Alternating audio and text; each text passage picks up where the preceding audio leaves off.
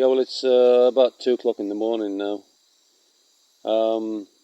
We're only about 250 miles south of the equator here. So the sun rises at 6 in the morning, sets at 6 in the evening, pretty much all year round.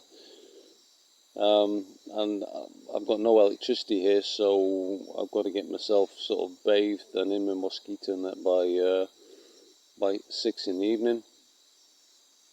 And then I've got candles. I can light a candle and have a read of a book for 20 minutes before I get my head down, and I'm pretty much guaranteed I'll be sleeping by 7 o'clock. The problem is, of course, that means it's 11 hours before sunrise, and I don't sleep for 11 hours. So every night I find myself waking up about this time, and I can light my candle and have a read of my book again. I spend a lot of time just lying there in the dark, listening to the sounds of the jungle, which is quite therapeutic, and just meditating, which I quite enjoy. It's good. But aren't you afraid of the tunshies?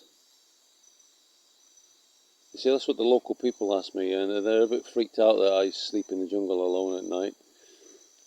So, what's a tunshi? Well, it turns out a tunshi is an evil spirit, a ghost that wanders the forest at night. Well, I wasn't afraid of the tunshies until you told me about them.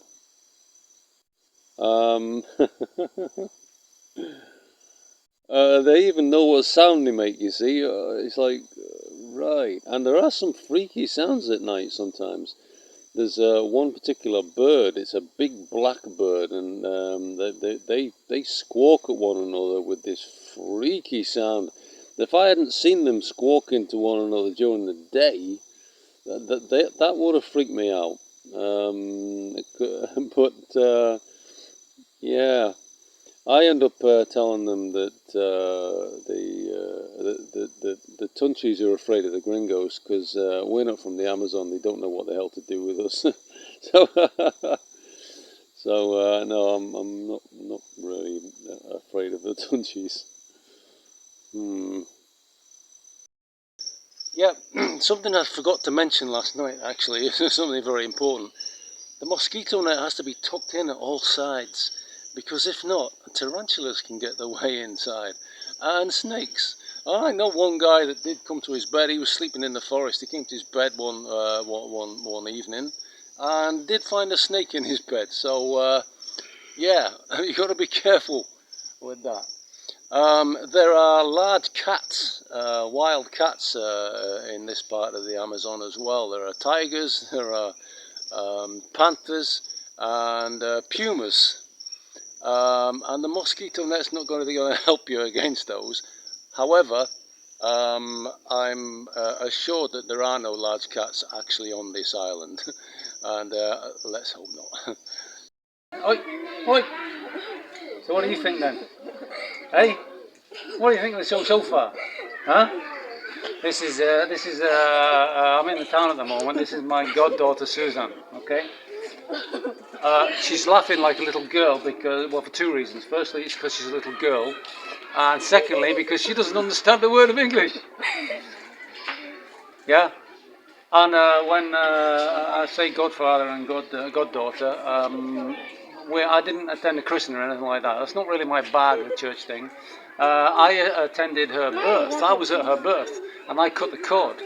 So that makes me her blood godfather.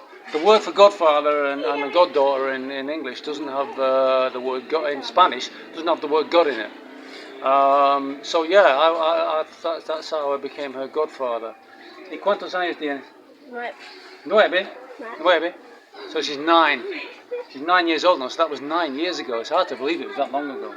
And I remember after she was born, I was one of the first people that she saw. And I